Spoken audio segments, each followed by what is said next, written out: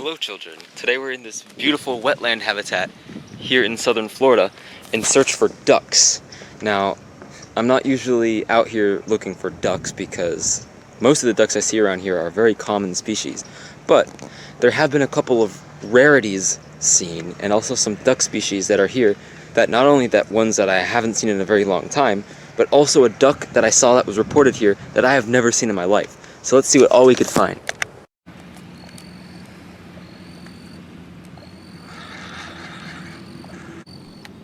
And what a nice surprise to start this out. This right here is one of my favorite mammals to come across. This is the North American river otter.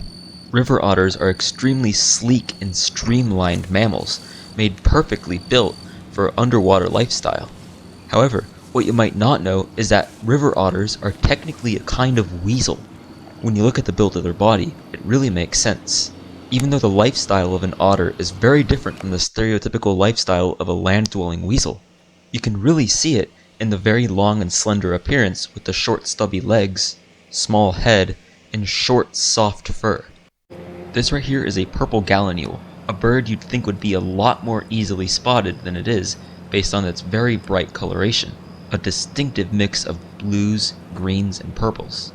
However, their shy habit of feeding in cramped bushy areas in the marshes of South Florida makes them relatively hard to spot unless you could sense their movement or hear their calls. You can see the individual standing higher in this bush is younger, as it has not fully developed the bright coloration, and it's mostly just a dull brownish color. Still, it's really cool to see two of these elusive birds in the same bush. The trail leading up to the spot where all the ducks were reported was lined with a ton of fire ant nests. However, one ant mound stuck out to me as looking a little bit different, and it turns out there was a colony of a kind of big-headed ant called Phaedoli obscurithorax that I do not see very often. The abundant minor workers of the species look like little unassuming black ants.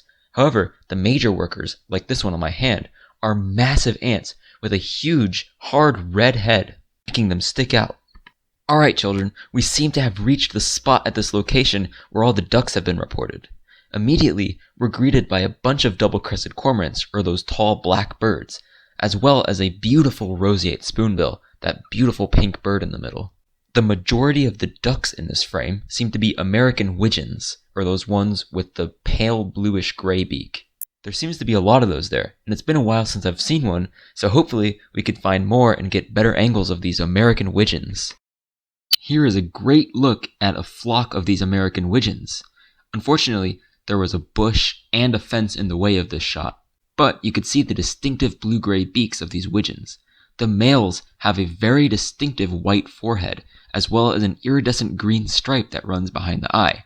The females are a lot browner than the males, however they still have a pale patch on the forehead and share the same beak coloration and overall reddish-brown coloration throughout the body. If you notice one duck that looks a little different in having a longer orange beak, that is a northern shoveler female, and hopefully we could find more of those.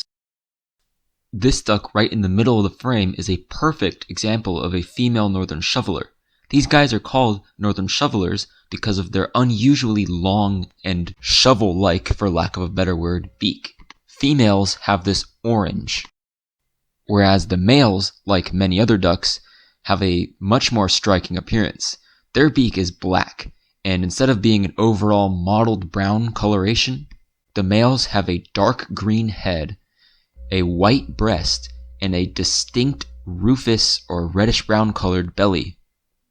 Now, since it's the winter right now, the coloration on this male is not nearly as striking as it would be during the breeding season. This, yet another mottled brown duck, is a female gadwall, which is a species I have not seen in years. Gadwalls, in my opinion, have a much softer and kind of cuter appearance to the face than many other ducks, but a more objective way to distinguish females is by the beak, which is black above and orange on the sides. Here is a good gadwall side by side, with a male gadwall on the left and a female gadwall on the right. All the way far to the left is a mottled duck, a very common species here that you can ignore for now. While I already told you how to identify the female, male gadwalls are much more distinctive in that their entire body is more of a slate gray coloration, with a black beak and a distinct white patch near the tip of the wings.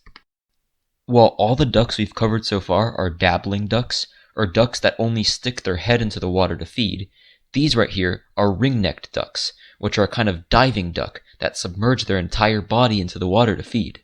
Ring-necked ducks are an absolutely abundant migratory species that spend the winters here in South Florida. And while I love looking at ring-necked ducks very much, the reason I'm looking at this flock of ring-necked ducks right now is because there is a rarity mixed in within them. The individual in this flock that is larger, paler in coloration, and lacks the white ring around the eye is a redhead, a species in the same genus as the ring-necked duck that is much rarer to find in Florida and was a lifer for me. It was amazing finally being able to find this species. These ring-necked ducks in this one redhead are really showing us why they're in a group referred to as diving ducks. They're exhibiting their namesake feeding behavior right in front of our eyes. As you can see, the redhead just went down first, and the ring-necked ducks are starting to follow one by one. Well, I was just about to leave, and I'm glad I didn't, because I was greeted by this amazing Bonaparte's gull, a species of gull that's not too common to see in southern Florida that I haven't seen in years, and definitely have not managed to get good views of like this. These are supposed to be migrating down the east coast right now, so it's very unusual to see one in freshwater this far inland this time of year. So cool. If you enjoyed this video, then make sure to check out this video right here, where we have a close encounter with a huge red-shouldered hawk, plus more amazing South Florida marsh wildlife. Enjoy!